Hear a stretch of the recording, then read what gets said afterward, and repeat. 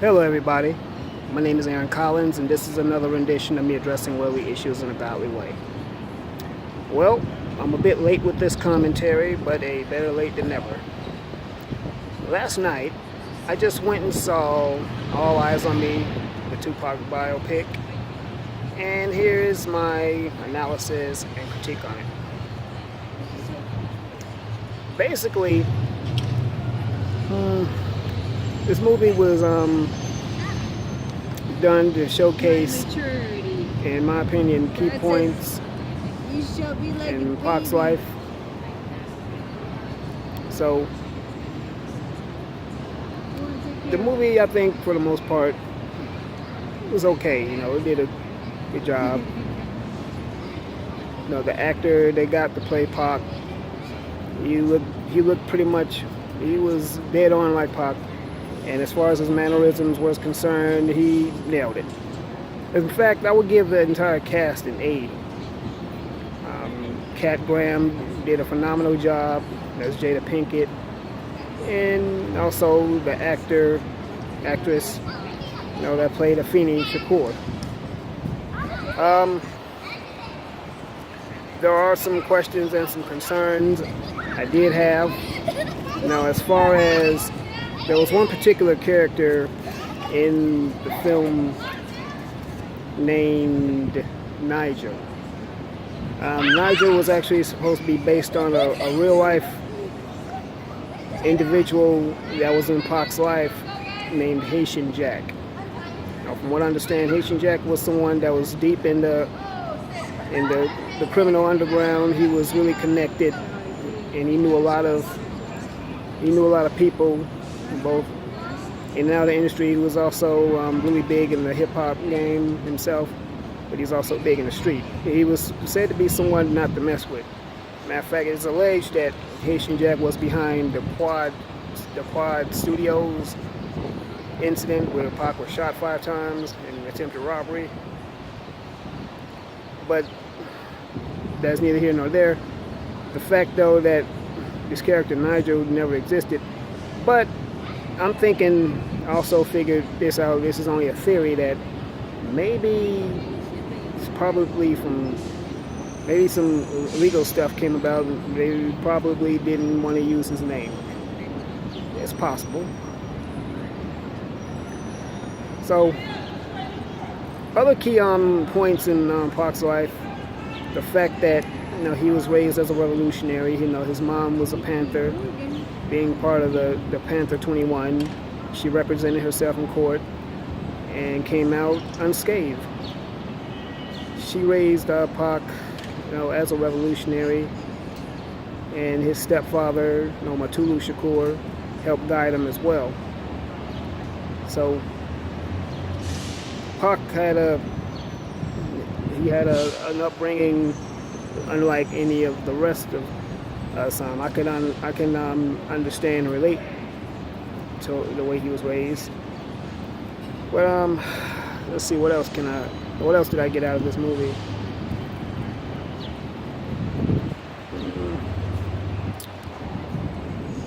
In a way, I think that some of the key points were kind of rushed. Not saying that Benny Boom didn't do a good job. I just think that, being from the music video world, I think he needs to be a little bit more polished as a cinema feature director.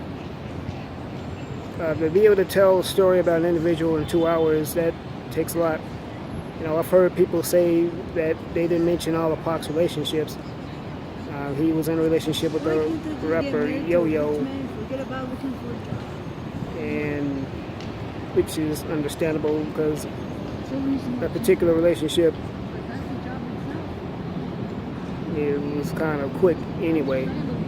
The only evidence I can say that him and Yo-Yo were in a relationship was from a music video back in the 90s called Romantic Call, which Yo-Yo did a collaboration with a Jamaican artist named Patra. So I remember that. But that's about the only sign that he was in a relationship with her. Not to mention his marriage to Kidada Jones. Now, this is where a main question I have about Kidada Jones. Kidada, I'm not sure if it was documented or not, but I wonder, was she in Vegas that night with Pac, the night on September 7th when he was fatally shot? That's a question I wonder. Not that it's anything major, but I just wanted to know. But this movie is something that I think was probably better off as a mini-series or something on Netflix, not necessarily a feature. A lot of these biopics are really coming on the heels of Straight Outta Compton, which did very phenomenal. But see, the difference between Straight Outta Compton and All Eyez On Me, in my opinion, was that a lot of research went into Straight Outta Compton, not to mention major elements of the group NWA were part of the movie. You know, Ice Cube and Dr. Dre were on to direct, as well as Eazy-E's widow, Tamika Woods Wright. And they were on set, you know, firsthand all the time, making sure things were accurate. I'm not saying that's not true about All Eyez On Me, but a lot of key people that were in Pac's life, really, a lot of them didn't want to have anything to do with the movie. One being Napoleon, who was part of the Outlaws. He didn't want anything to do with the movie, as well as Jada herself. Jada thought the movie was pretty hurtful. Now, the actress who plays Jada, Kat Graham, in the movie, she did a phenomenal job. She actually got the blessing of Jada. So, but yeah, there was really not too much consulting on this film as far as what was what and what was accurate or anything like that. So that's something to be, you know, looked into about that. Now, for the most part, though, like I was saying, you know, I liked the movie enough, and I got a chance to see it for myself. But there does seem to be some things that seem to be missing. Like his time with Digital Underground, it wasn't really. They mentioned his relationship with Shock G, but in my opinion, I don't think they showed enough substance of his time with the Underground. And you know, they were an important part of his life as well. And as well as his relationship with Notorious B.I.G. But at the same time, I think I'm a little bit, you know, 50-50 on that.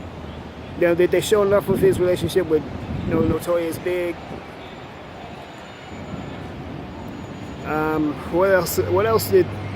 What other key facts in this film did they mention? Well, a relationship with him and Snoop Dogg. Him and Snoop, see, this is where differing experiences and opinions come in. People say that Snoop, and I thought this, that he fell out with Snoop because Snoop wasn't with him during this whole East Coast West Coast rivalry. And Pac was the type, he was real big on loyalty, and I feel he was really hurt by Snoop from a statement he made about Puff Daddy and Notorious Big being the fact that he was cool with them. And Pac was not, he wasn't very favorable toward that statement.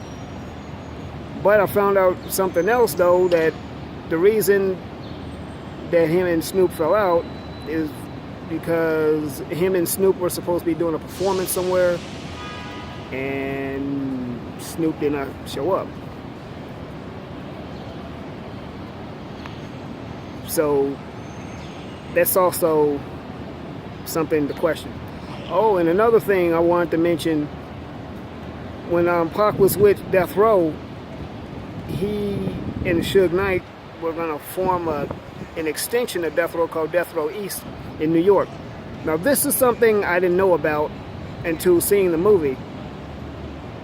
It wasn't really touched on, and obviously it was eventually scrapped. So also the fact that Pac was, I was under the impression that Pac was trying to get out of his contract with Death Row. But it seems as if he couldn't go anywhere because Suge either had him tied up in his contract well, he completed his albums. He completed his services to Death Row. But it was some other stuff that Suge threw them. Oh yeah, expenses and hotels and studio time.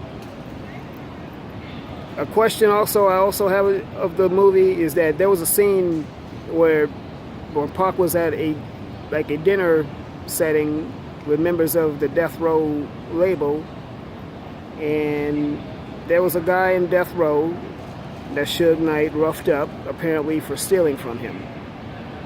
Whether that happened or not, I'm not sure.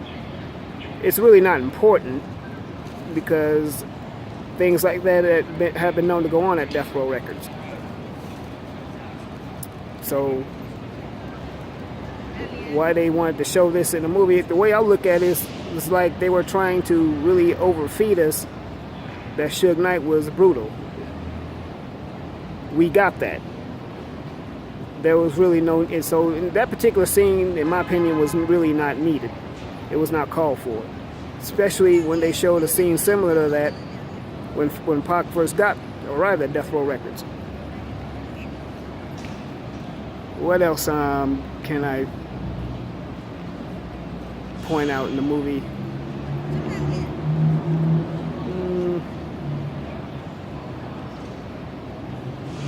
In my opinion, I don't think they really touched on his relationship he had with the Outlaws.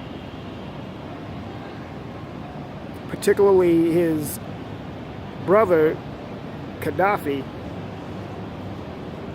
Maybe it was, and also they didn't touch on his relationship with another brother of his named Mopreme Shakur. So, not that, I'm not saying if they were supposed to, but I would like to think that they were major parts and influences in his life as well. And here's something I wanted to mention too that they didn't mention or touch on too much in the movie. That Pac, in his songs, he always mentioned someone named Kato. Who Kato is what I would like to know. Was Kato a childhood friend of his? Someone that he grew up and began to know? No, so I think stuff like that should have been touched on. And I realize this is a 2-hour movie. I'm not saying that every aspect of Pac's life should have been thrown in there. It's just a lot of things, a lot of gaps, in my opinion, that were left open. It's a lot of voids. So that's what I wanted to mention. I'm not trashing the movie. I don't necessarily hate the movie, but it does have a big question mark. But like I was saying, in my opinion, Benny Boom needs to be a little bit more polished as a feature director. I'm not saying that he did a lousy job. Just get a little bit more polished in telling a story. The reason why Straight Outta Compton was so successful is because, for one thing, the director, F. Gary Gray, had a relationship with two of the major players from that group, Dr. Dre and Ice Cube. So he's confirmed with them several times. But this is not about Straight Outta Compton. This is about All Eyez On Me. So let me get back on focus. Apologize to that. So Benny Boom, in my opinion, needs to be more polished.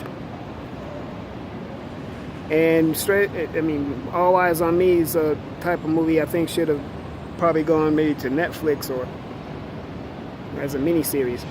The actor, though, who played Pac, Demetrius Shipp Jr., let me do some critique on him. I think he did a great job.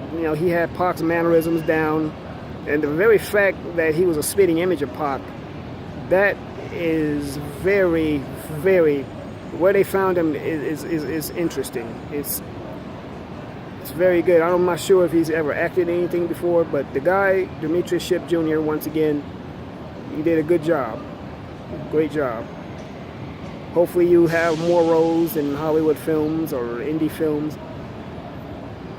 And also they had a returning cameo from the guy that played Notorious Big in Notorious film, Jamal Woodward, spitting image of Notorious B.I.G.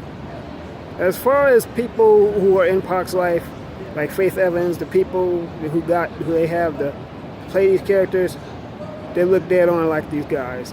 They look dead on like the real life people. So like I said before, I give an A for the casting.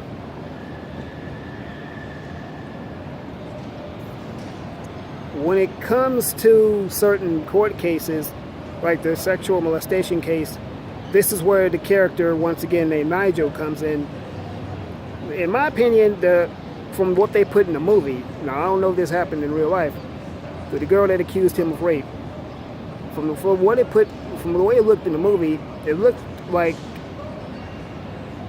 she and the guy, Nigel, and the other guy were in on it.